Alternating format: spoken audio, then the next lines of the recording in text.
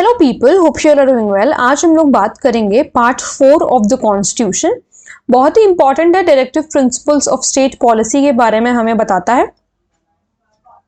ठीक है, आर्टिकल 36 से लेकर के आर्टिकल 51 तक है इसका जो सेगमेंट है। ये आर्टिकल 36 से लेकर के 51 वाला जो चीज है ये बहुत ज्यादा इंपॉर्टेंट है।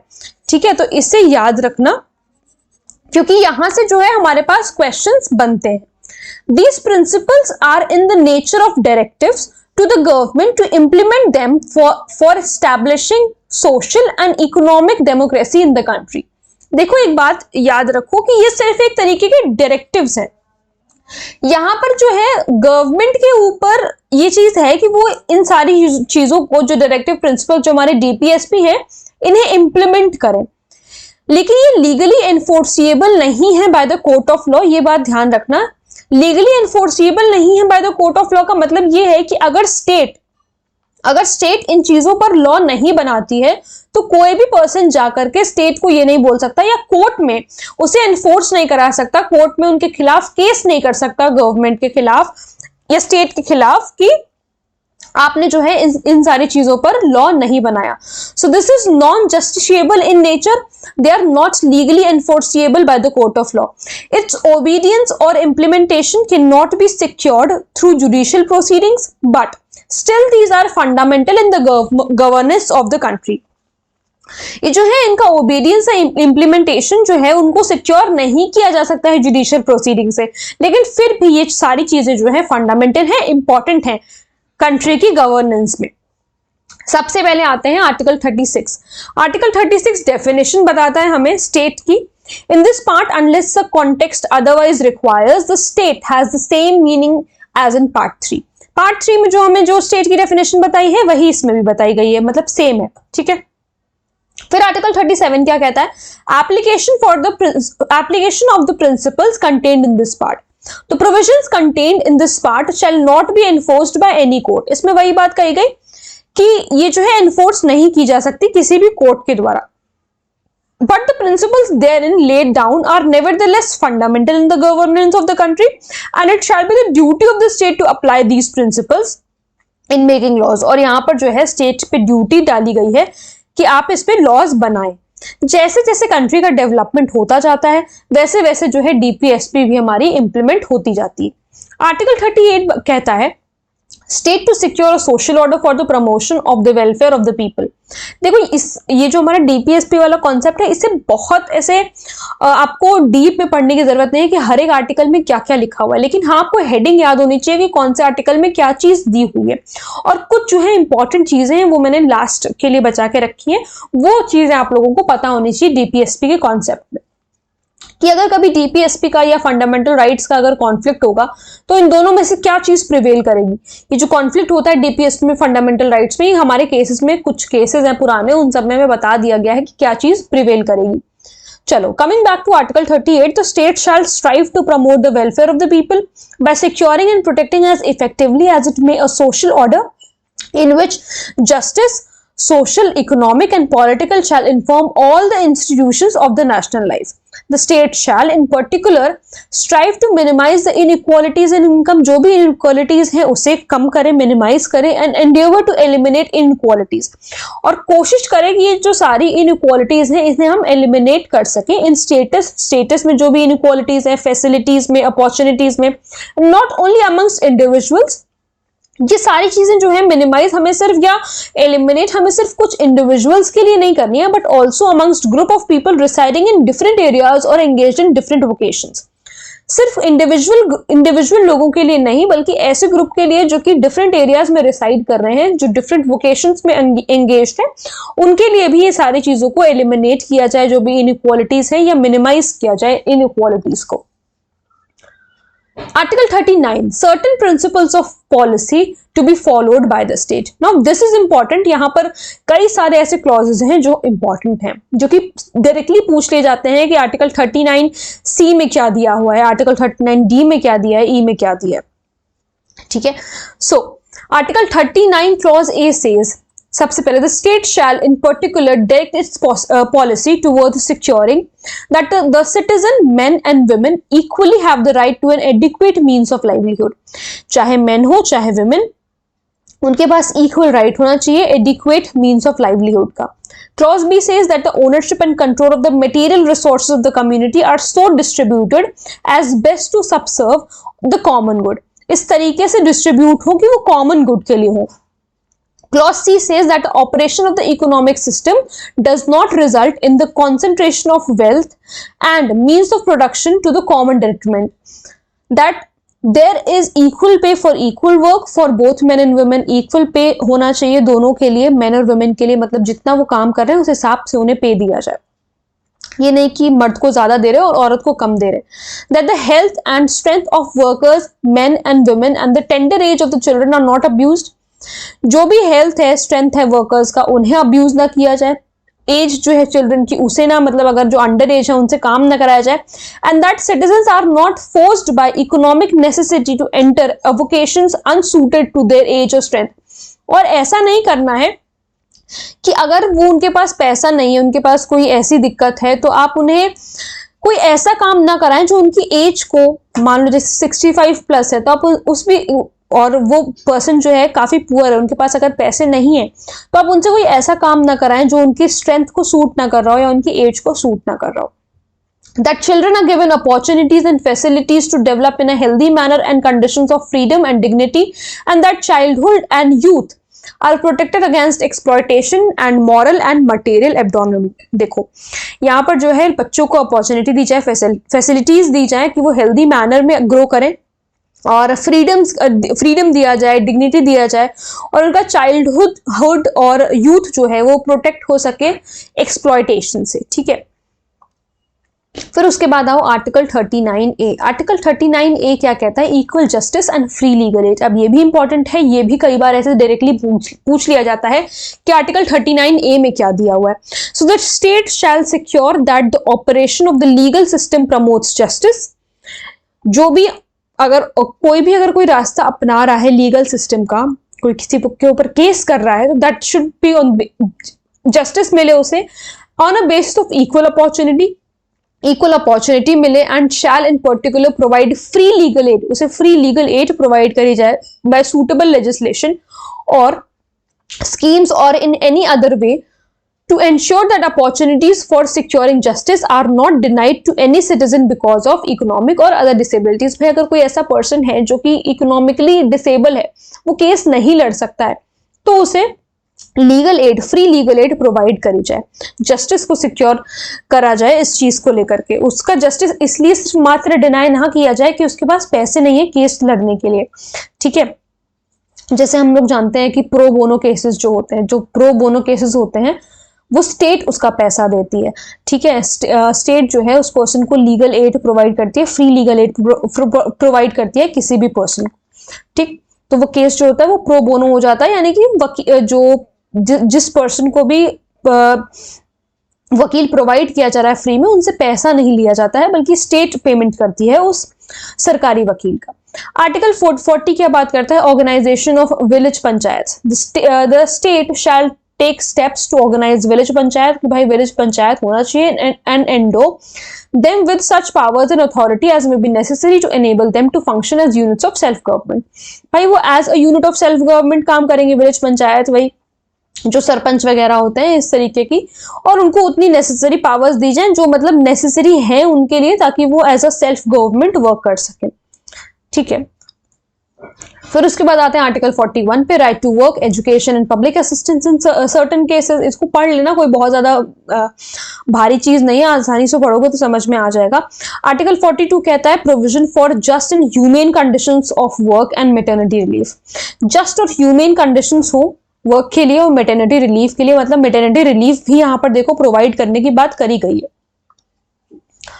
Article 43, living wage etc. for workers, the state shall endeavor to secure by suitable legislation or economic organization or in any other way to all workers, agricultural के चाहे workers हो, industrial हो, or otherwise work a living wage, conditions of work ensuring a decent standard of life। मतलब ऐसा wage हो कि वो एक decent standard of life जो है वो एक अच्छी लाइफ, एक डिसेंट लाइफ जो है वो व्यतीत कर सके, and full enjoyment of leisure, ठीक है, फुल एंजॉय कर सके अपना फ्री टाइम, इस तरीके का वेज हो उनका। एंड लेजर का मतलब होता है फ्री टाइम, ठीक है।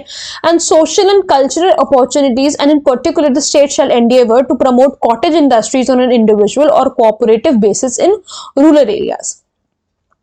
Article 43A, participation of workers in management of industries. State shall take steps by suitable legislation or in any other way.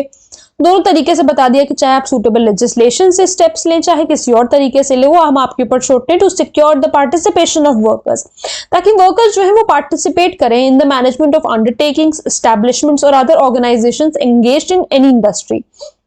Article 43B, article 43 बात करता है प्रमोशन ऑफ कोऑपरेटिव सोसाइटीज के बारे में। The state shall endeavour to promote voluntary formation, autonomous functioning, democratic control and professional management of cooperative societies.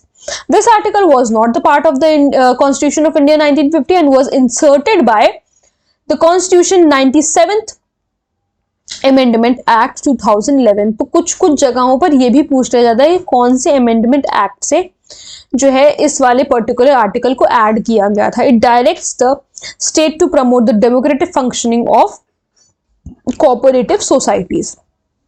फिर आओ article 44 पे, जो अभी भी हमारे साथ में मुद्दा चल रहा है, यूनिफॉर्म सिविल कोड होना चाहिए या नहीं होना चाहिए, और अगर होना चाहिए तो किस तरीके के चेंजेस हो गए, कितने चेंजेस हो गए, सारे पर्सनल लॉज हमारे हट जाएंगे। तो ये तो हम सबको ही पता है। अभी फिलहाल ये करंट अफेयर भी है, लीगल करंट अफेयर है, ठीक है। तो वहां पर भी हमारे कॉन्स्टिट्यूशनल मेकर्स ने भी आर्टिकल 44 में यूनिफॉर्म सिविल कोड के बारे में बात करी थी कि स्टेट जो है एंडेवर करे for citizens of uniform civil code throughout the territory of India, ठीक है। Article 45 provision for free and compulsory education, free और कंपल्सरी एजुकेशन दिया जाए, ठीक है। देखो यहाँ पर क्या लिखा है, the state shall endeavour to provide within 10 years from the commencement of this constitution.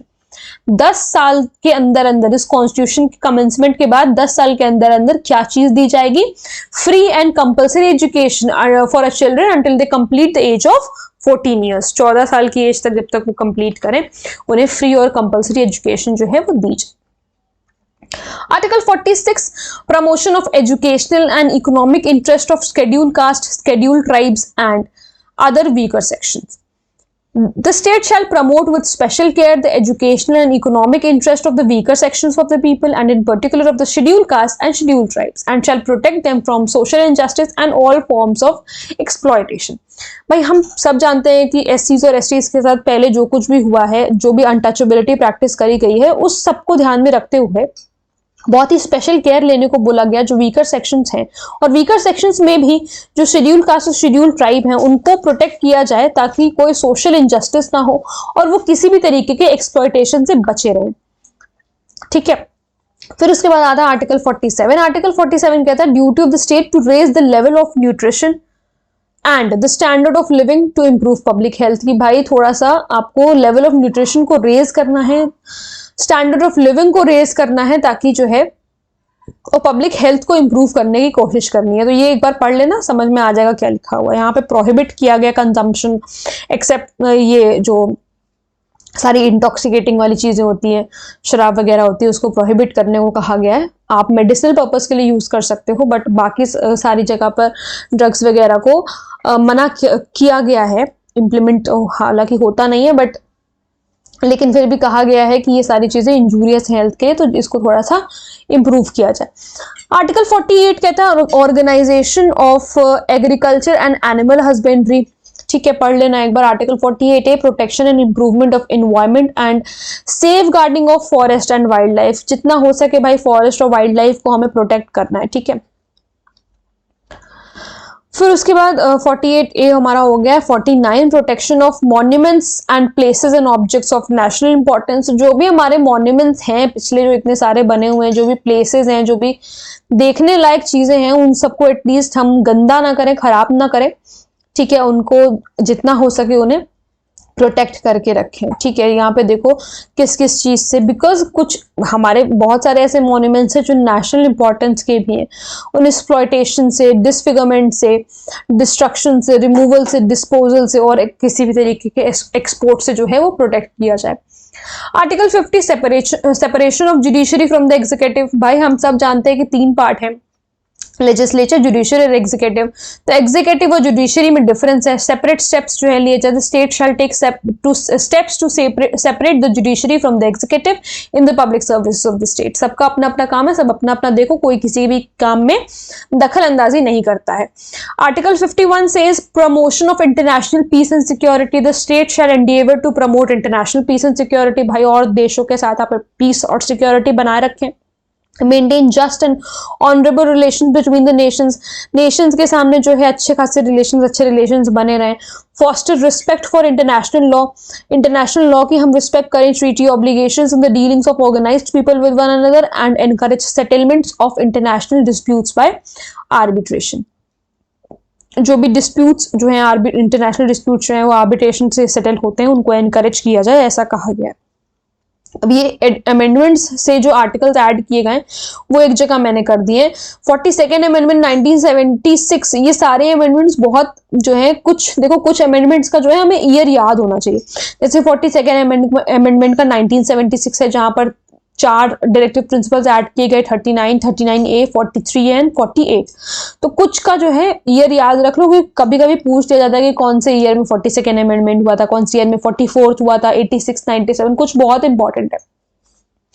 44th amendment 1978, ठीक है, तो ये वाला इसमें भी created a new DPSP under Article 38 which mandates the state to reduce inequalities in income, status, facilities and opportunities. Then 86 Amendment 2002 में हुआ था, यहाँ पर 45 का जो है सब्जेक्ट मैटर चेंज किया था under article 21A basic education became a fundamental right। 21A में जो है एजुकेशन फंडामेंटल राइट भी है, जो भी हम लोगों ने पढ़ी, ठीक है। 97th अमेंडमेंट 2011 में हुआ था, created a new DPSP for cooperative societies under Article 43B। ठीक है, तो ये 4 अमेंडमेंट जो हैं DPSP के। फिर उसके बाद जो है हम कॉन्फ्लिक्ट के बारे में बात कर लेते हैं between directive principles and fundamental rights. बहुत ही बड़ा क्वेश्चन है ये कि क्या कौन प्रिवेल करेगा किस तरीके से, ये सारी बातें जो है हमें बताई गई हैं। देखो जल्दी जल्दी देखते हैं। ये मैं केस पहले भी एक बार डिस्कस कर चुकी हूँ, चंपाकांत दुराई राजन वाला case. Supreme court rule that in any case conflict between fundamental rights and DPSP, जहां कहीं भी कॉन्फ्लिक्ट होगा डीपीएसपी में और फंडामेंटल राइट्स में, the provision of the former would prevail. साफ साफ इसमें कह दिया गया कि जब इन दोनों के बीच में कॉन्फ्लिक्ट होना है तो फंडामेंटल राइट ही प्रिवेल करेगा, बात खत्म हो गई। DPSPs were regarded to run as a subsidiary to fundamental right. DPSP जो है सब्सिडियरी है फंडामेंटल राइट्स के। Supreme court also rule that parliament can amend fundamental rights through constitutional amendment act to implement DPSP. ध्यान से ये बात समझने वाली है कि सुप्रीम कोर्ट ने ये भी कहा कि पार्लियामेंट जो है फंडामेंटल राइट अमेंड कर सकती है, किसके थ्रू, डीपीएसपी के थ्रू, ठीक है, through constitutional amendment act to implement DPSP, ठीक है। गोलकनाथ केस में क्या हुआ, Supreme Court ruled that the parliament can not amend fundamental rights to implement directive principles of state policy. अब यहाँ पर उल्टा बोला कि जो है पार्लियामेंट जो है वो अमेंड नहीं कर सकती है फंडामेंटल राइट्स को डीपीएसपी को जो है इंप्लीमेंट करने के लिए। सही बात है कि आप डीपीएसपी को इंप्लीमेंट कराने के लिए फंडामेंटल राइट्स थोड़ी ना अमेंड कर दोगे, पूरा एफआरई चेंज कर दिया। अब ये देखो, ये इसमें थोड़ा सा इंपॉर्टेंट केस है, मिनेर्वा मिल्स केस 1980 का केस है। Supreme court held that extension of article 31C made by 42nd amendment act unconstitutional and invalid. It made DPSP subordinate to fundamental rights, ठीक है, डीपीएसपी को सबऑर्डिनेट कर दिया था fundamental rights. Supreme court also held that the Indian Constitution is founded on the bedrock of the balance between the fundamental rights and the directive principles. Supreme Court's ruling in the case were fundamental rights and DPSPs constitute the core of the commitment of the social revolution. core है ये, ठीक है, एक core को constitute करती है। The harmony and balance between fundamental rights and directive principles of the state policy is an essential feature of the basic structure of the constitution. ये जो harmony है fundamental rights और DPSP में, ये एक essential feature है basic structure का, ठीक है। The goals set out by the directive principles have to be achieved without the abrogation of the means provided by the fundamental rights. ये जो goals दिए गए हैं directive principles में, इसको achieve करना है बिना किसी abrogation के, जो भी provided by the fundamental rights. ठीक है, कंक्लूजन क्या है? Today fundamental rights enjoy supremacy over the directive principles. Fundamental rights जो है वो सुप्रीमेसी तो एंजॉय कर रही हैं डायरेक्टिव प्रिंसिपल से. भाई हमने कहा ना कि फंडामेंटल राइट्स ही प्रिवेल करेंगी, सही बात है, वो बड़ा प्रिंसिपल है, वो ही प्रिवेल करेगा, लेकिन directive principles can be implemented. हमने कहा ये नॉन जस्टिशिएबल इन नेचर है. साफ साफ समझ में आ रहा है हमें, पहले स्लाइड से ये बात समझ में आ रही है कि ये नॉन जस्टिशिएबल इन नेचर है, हम इसे लीगली एनफोर्स नहीं करा सकते. तो जिस चीज को हम लीगली एनफोर्स नहीं करा सकते और जिस चीज को हम लीगली एनफोर्स करा सकते हैं उसका महत्व ज्यादा होगा ना. फंडामेंटल राइट्स को आप लीगली एनफोर्स करा सकते हो, अगर कोई कल को आपका फंडामेंटल राइट जो है वो वायलेट करता है, आप उससे जाकर के सुप्रीम कोर्ट या हाई कोर्ट में लीगली एनफोर्स करा सकते हो. लेकिन डायरेक्टिव प्रिंसिपल्स में ऐसा नहीं है. डायरेक्टिव प्रिंसिपल्स में जो भी पॉलिसी स्टेट बनाएगी उस हिसाब से काम करना है. अगर स्टेट पॉलिसी नहीं बना रही है तो आप उसे ये नहीं कह सकते स्टेट को जाकर के कि नहीं आपको इस पे कुछ ना कुछ लॉ तो बनाना ही है. वो अपने हिसाब से काम कर रही है, डेवलपमेंट से काम होता रहेगा. The parliament can amend the fundamental rights for implementing the directive principles.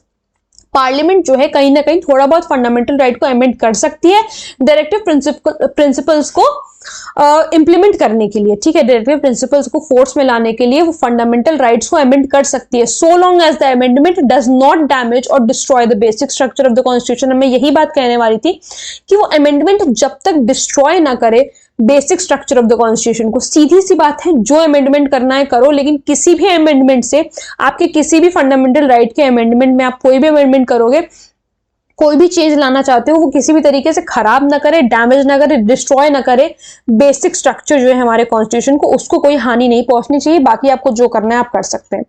ठीक, अब ये कुछ इंपॉर्टेंट चीजें हैं कि कौन सी कंट्री से बोरो किया गया था ये डायरेक्टिव प्रिंसिपल्स का कॉन्सेप्ट. तो ये आयरलैंड से बोरो किया गया था. इनका भी कोई खुद का नहीं था, इन्होंने भी स्पेनिश कॉन्स्टिट्यूशन से कॉपी किया था. कितने आर्टिकल्स हैं डीपीएसपी में, क्या सेगमेंट है, आर्टिकल 36 से 51 तक जो है डीपीएसपी में बताया गया है. कौन से पार्ट में है, तो मैंने बताया पार्ट 4 में है. ये सारी चीजें छोटी छोटी है लेकिन प्री में पूछी जाती है. क्या डीपीएसपी जस्टिशिएबल है? नहीं. अभी हम लोगों ने पहली स्लाइड में देख लिया कि नॉन जस्टिशिएबल है. 4 बार मैंने चिल्ला दिया है कि लीगली एनफोर्सेबल नहीं है, कोई भी जाकर के इसको लीगली एनफोर्स नहीं करा सकता. Are DPSP subordinate to fundamental rights? देखो सबसे बड़ा क्वेश्चन तो यही है. तो इसमें सीधी सीधी बात कही गई है कि बैलेंस है दोनों के बीच में. There is a balance between both. Fundamental rights can be amended to implement directive principles. आप amend कर सकते हो fundamental rights unless and until it does not harm the basic structure of the constitution. वो harm ना करे basic structure को, उसके core constitution के core को ना हिलाए, तो आप कुछ भी कर सकते हैं, आप amend कर सकते हैं. ठीक है. Who described DPSP as novel feature of the constitution? किसने describe किया था DPSP को कि ये novel feature है? तो B.R. अम्बेडकर जी ने इसको डिस्क्राइब किया था. ठीक है. तो I hope you found this video helpful. आपको सारी चीजें डायरेक्टिव प्रिंसिपल्स में समझ में आई होंगी. अगर कोई प्रॉब्लम है, कोई डाउट है, तो please let me know in the comment section. और अगर आप लोग किसी टॉपिक पे वीडियो देखना चाहते हैं तो वो भी प्लीज मुझे जरूर बताइएगा. Thank you so much.